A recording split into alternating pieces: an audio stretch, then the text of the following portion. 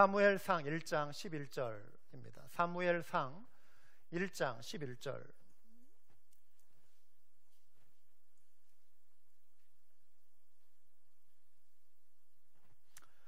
한 목소리로 같이 읽겠습니다.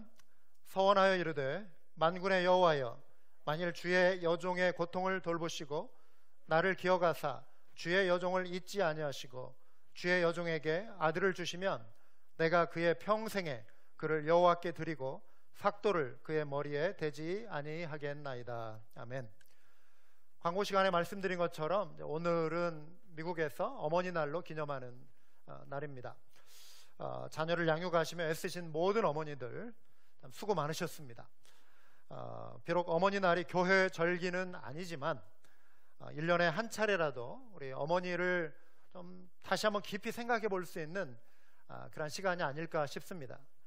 그래서 성경적인 기준을 토대로 해서 우리가 어떻게 어머니를 또 생각하고 또 어머니는 어떤 마음가짐으로 또 신앙생활을 해야 하는지 이 부분에 대해서 나누는 것이 유익할 것 같아서 오늘 이 주제로 말씀을 나누도록 하겠습니다. 구약 성경에 보면 많은 어머니들에 관한 기록이 있습니다. 그 중에 사무엘의 어머니 한나가 있죠.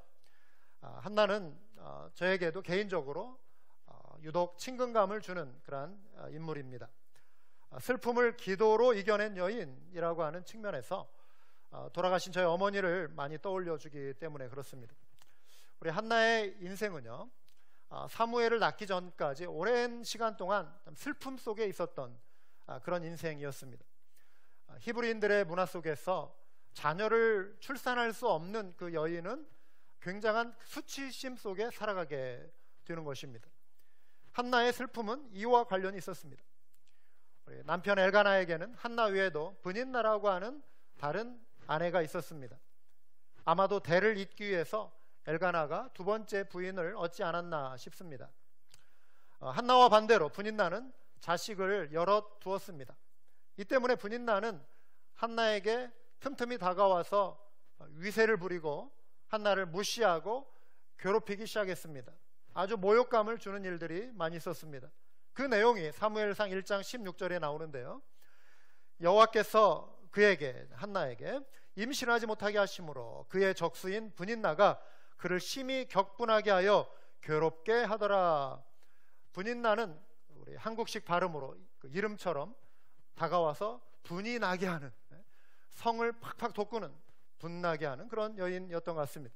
그나마 한나에게 있어서 이 자상한 남편 엘가나가 그래도 작은 위로가 되었던 것은 분명합니다. 그 내용이 1장 4절과 5절에 나오는데요, 엘가나가 제사를 드리는 날에는 제물의 분깃을 그의 아내 브닌나와 그의 모든 자녀에게 주고 한나에게는 갑절을 주니 이는 그를 사랑함이라.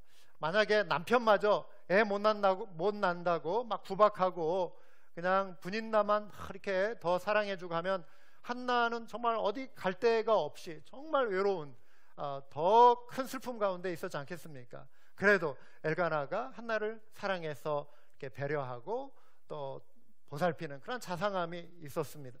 그래서 여기에 보면 제물의 분깃을 한나에게 갑절로 줬다 그랬는데, 이것은 이스라엘 백성들이 이제 절기 때 드리는 그 여러 제사 중에 화목 제물이 아니었나 싶습니다.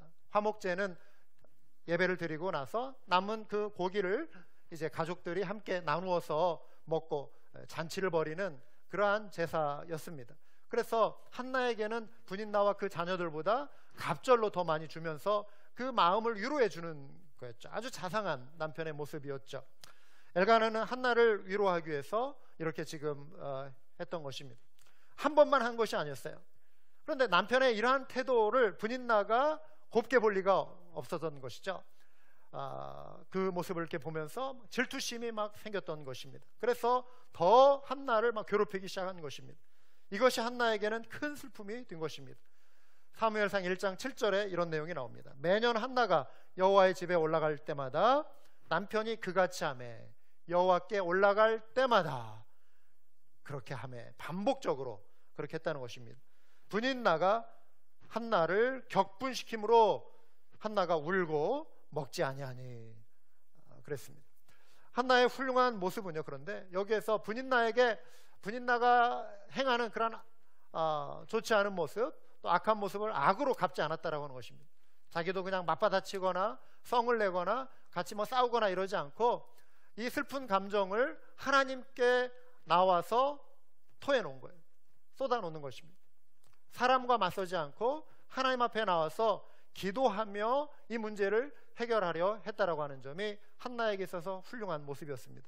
10절에 보시면 한나가 마음이 괴로워서 여호와께 기도하고 통곡하며 그랬습니다.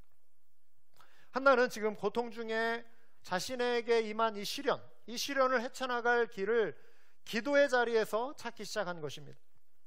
슬픔을 쏟아놓던 그 기도는요, 급기야 이제 하나님의 영광을 위한 서원의 기도로 변화되고 있습니다. 서원기도. 서원기도라고 하는 것은 평소 우리가 자주 하는 기도가 아닙니다. 쉽게 할 수 있는 기도도 아니에요. 일생에 아마 한두 번 할까 말까한 아주 중요한 기도가 서원기도예요. 정말 힘든 문제, 정말 다급하고 너무 어려운 그 상황 속에서 하나님, 이 문제 하나님만이 해결해 주실 수 있는데 하나님이 해결해 주시면 제 삶을 이렇게 드리겠습니다. 그 헌신을 하나님 앞에 그 기도의 응답을 간구하면서 그 헌신을 맞바꾸겠다라고 하는 어찌 보면 굉장한 결단의 기도거든요. 서원 기도는 그래서 함부로 할 수 있는 기도가 아니에요. 또 서원하고 갚지 않는 것을 하나님이 죄로 여기신다라고 하는 경고의 말씀도 성경에 나옵니다. 그래서 우리가 서원 기도를 함부로 할 수 없는 것이죠. 그런데 지금 이 슬픔 가운데 있었던 한나가 서원의 기도를 드리는 거예요. 그 내용은 이렇습니다. 서원하여 이르되 만군의 여호와여, 만일 주의 여종의 고통을 돌보시고 나를 기억하사 주의 여종을 잊지 아니하시고 주의 여종에게 아들을 주시면, 자, 하나님이 응답하시면, 하나님이 이 일을 이루시면 어떻게 하겠는가? 이제 서원하는 거예요. 내가 그의 평생의 그를 여호와께 드리고 삭도를 그의 머리에 대지 아니하겠나이다. 성별된 존재로, 나실인 성별된 존재로, 거룩한 존재로 하나님의 종으로 드리겠습니다. 이 기도를, 서원의 기도를 한나가 지금 드린 것이죠. 아들 하나만 주시면 그 아들 바라보며 마음의 위로 삼아 평생 감사하며 살기 원합니다. 이런 기도 지금 하고 있지 않아요. 자식 하나 주시면 남들 보란 듯이 떳떳하게 자랑하며 살기 원합니다. 하나님, 제 슬픔을 좀 해결해 주십시오. 이렇게 막 떼쓰듯이 하는 그런 기도가 아니었습니다.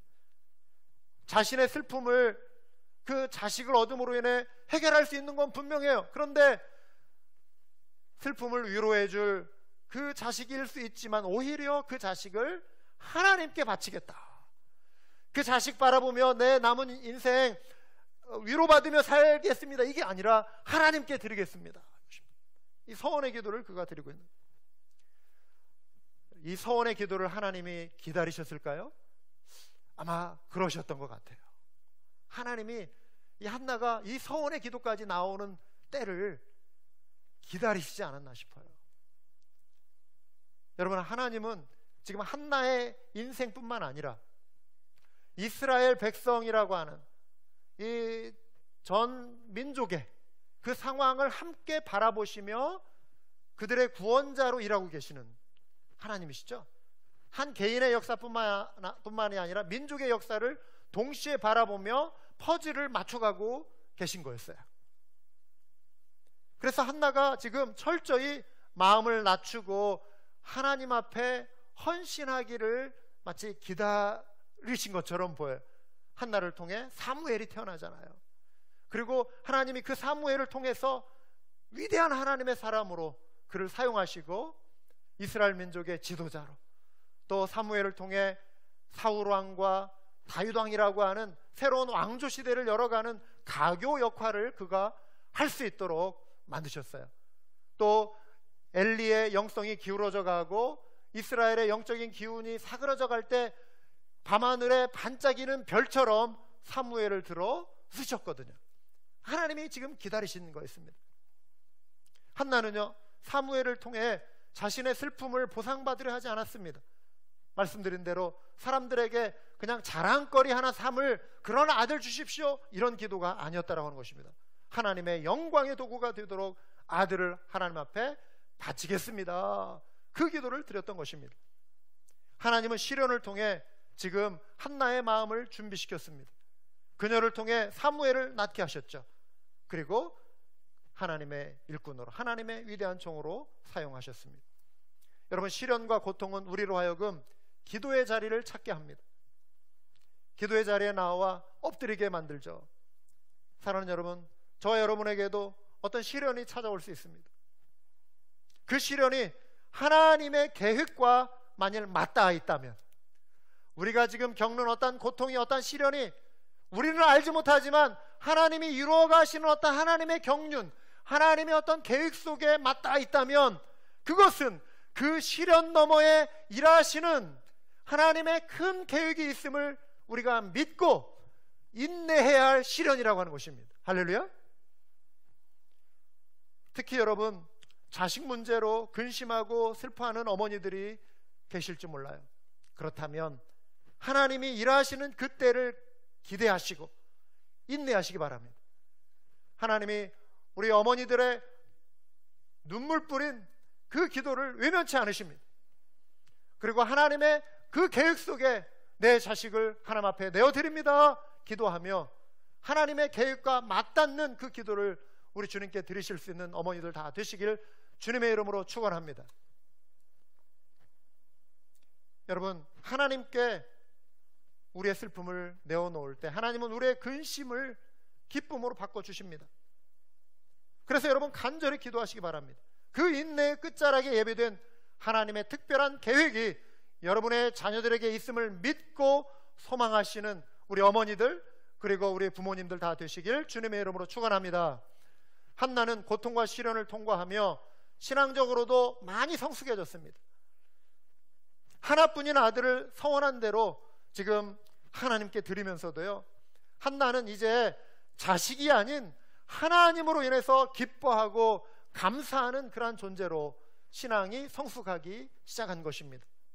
믿음의 여인으로 새롭게 거듭나게 되었습니다. 자식보다도 오히려 하나님으로 인해서 기뻐하게 되는 한나의 모습을 우리가 보게 되는 것입니다. 사무엘상 2장으로 넘어가면 1절에 이런 기록이 있습니다. 한나가 기도하여 이르되 내 마음이 여호와로 말미암아 즐거워하며 내 뿔이 사무엘로 말미암아, 이렇게 하지 않았어요. 여호와로 말미암아 높아졌으며 내 입이 내 원수들을 향하여 크게 열렸으니 이는 내가 주의 구원으로 말미암아 기뻐함이니이다. 얼마나 멋있는 고백입니까?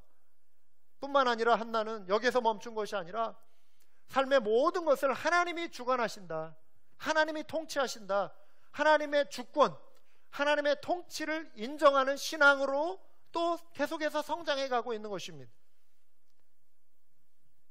사무엘상 2장 8절 이하를 보시면 이런 고백이 나와요.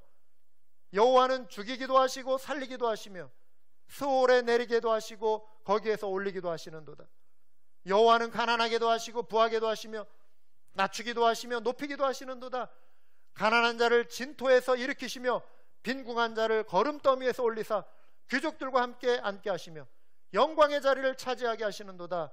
땅의 기둥들은 여호와의 것이라 여호와께서 세계를 그것들 위에 세우셨도다. 여러분, 이 고백이 우리 모두의 고백이 되어야 할 줄 믿습니다. 하나님은 이런 분이십니다.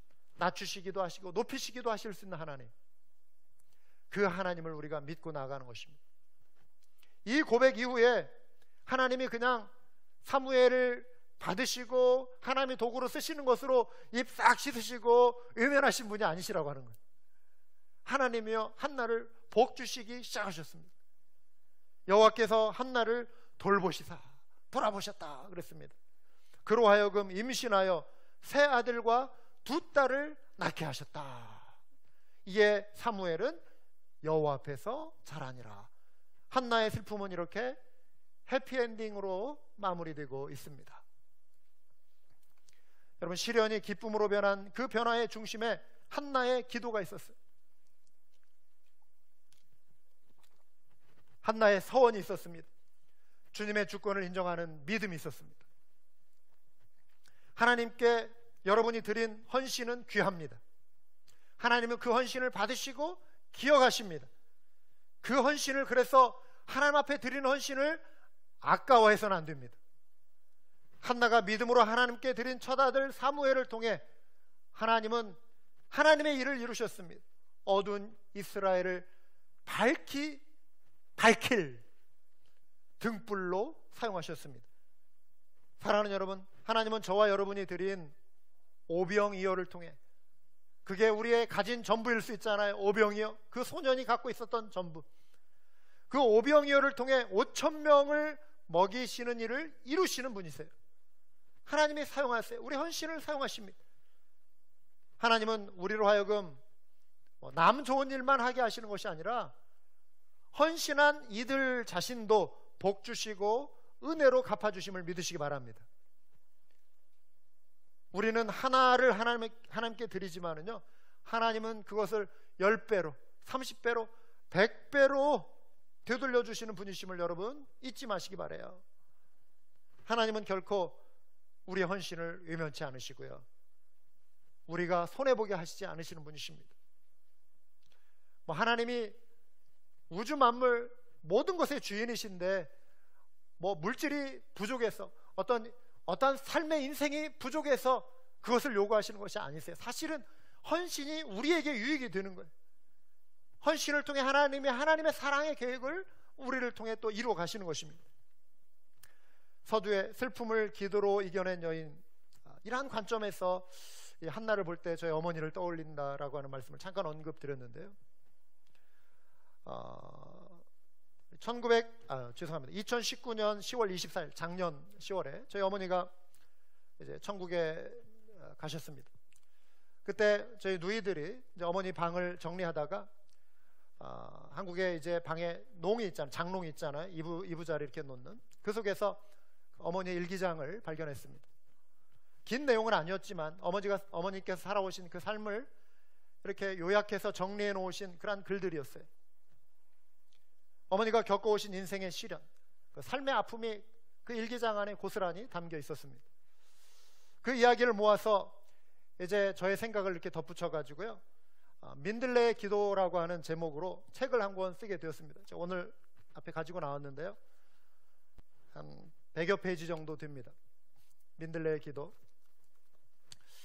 1933년생이신 저희 어머니는 태어난 지 3주 만에 만주로 부모님을 따라서 이주를 하시게 됐어요.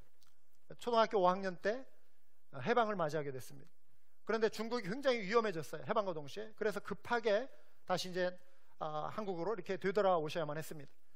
오는 과정에 소련군에게 붙잡혀서 가진 물건 다 빼앗겼어요. 알거지가 되시고 정말 굶어가면서 힘겹게 이제 걸어서 계속 남하하는데, 이제 휴전선 근처 높은 개성산을 넘어야 하는데, 외할아버지 외할머니가 어린 자녀 6을 데리고 같이 이렇게 오는데, 업고 끌고 손잡고 오는데, 아이들 6을 데려오는 게 굉장히 어렵잖아요. 그런데 저희 어머니의 밑에 여동생, 6살 박이 여동생은 어찌할 수 없어가지고 몸에 끈을 묶어서 산을 넘어야 하는 상황이었어요. 잃어버리면 안 되니까. 그런데 6살 박이 그 어린 아이가 산을 넘기에는 너무 힘든 과정이어서 산을 넘고 나서 죽고 말았어요. 이것은 어머니에게도 큰 시련이었죠. 전남 여수 외갓댁에 머무는 동안에 그 마을 전체에 콜레라가 이렇게 창궐하게 됐습니다. 전염병이 확산되면서 머무시던 그 어머니의 외삼촌 그리고 외숙모가 돌아가셨습니다. 마을 사람들이 많이 돌아가셨습니다. 어머니의 바로 위 오빠는 사관학교를 졸업하고 장교가 되었는데 여순 반란 사건에 휘말려 가지고 실종이 되고 말았습니다. 이후 한국전쟁, 보릿고개, 이런 숱한 시련, 가난, 이런 것이 이제 뒤따르기 시작했죠. 가난했지만 그래도 아주 성실한 저희 아버지와 결혼했는데요, 저희 어머니는 7년간 자식을 낳지 못했어요. 그래서 한나처럼 애 못 낳는 여자, 이러한 보이지 않는 따가운 시선을 마을 사람들에게 받았다고 그래요. 그러다가 이제 자식을 낳기 시작했는데 한나처럼 6을 두셨습니다. 그런데 첫 딸은 낳자마자 얼마 안 돼서 죽게 되었어요. 이것은 또 어머니에게 또 새로운 아픔이었죠. 어머니는 딸 5에 아들 하나인 저를 낳으셨습니다. 난리를 많이 겪으신 어머니는 소원이 아주 평범했어요. 아주 평범했어요. 너무나 많은 숱한 어려움을 겪으셨기 때문에 그냥 안정되게 평범하게 아들하고 그냥 오붓하게 살아가는 것, 그냥 편안하게 남은 인생 그냥 평범하게 사는 것이 저희 어머니의 꿈이었어요. 그런데 대학을 졸업하면서 제가 신학교에 가겠다고 말씀드리니까 어머니께도 굉장히 놀라셨어요. 물론 믿음 생활은 하셨지만 어머니가 기대했던 그런 모습과 전혀 반대의 그런 삶이 펼쳐지는 상황 속에서 당황해 하셨어요. 그런데 어머니는 이 뜻밖의 도전을 기도로 이겨내셨습니다. 기도의 씨름 끝에 어머니가 이렇게 응답을 받으셨다라고 그래요. 하나님의 뜻이라면 사람이 막아서는 안 된다. 그리고 저의 길을 축복해 주셨습니다. 어머니는 아버지의 마음도 설득하셨습니다. 그러면서 이때부터 어머니는 결심하시기를, 나는 한나와 같이 내 아들을 하나님 앞에 드린다.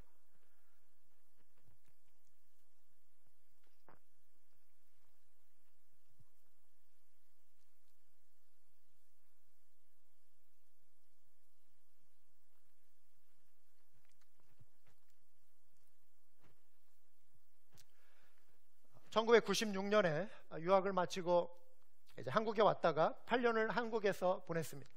어머니에게는 이 순간이 정말 행복한 순간이었어요. 2004년에 제가 미국으로 다시 들어가겠다고 말씀드렸을 때 어머니는 이 땅에서 이제 이렇게 아들과 이별할지 모른다는 생각에 많이 슬퍼하셨습니다.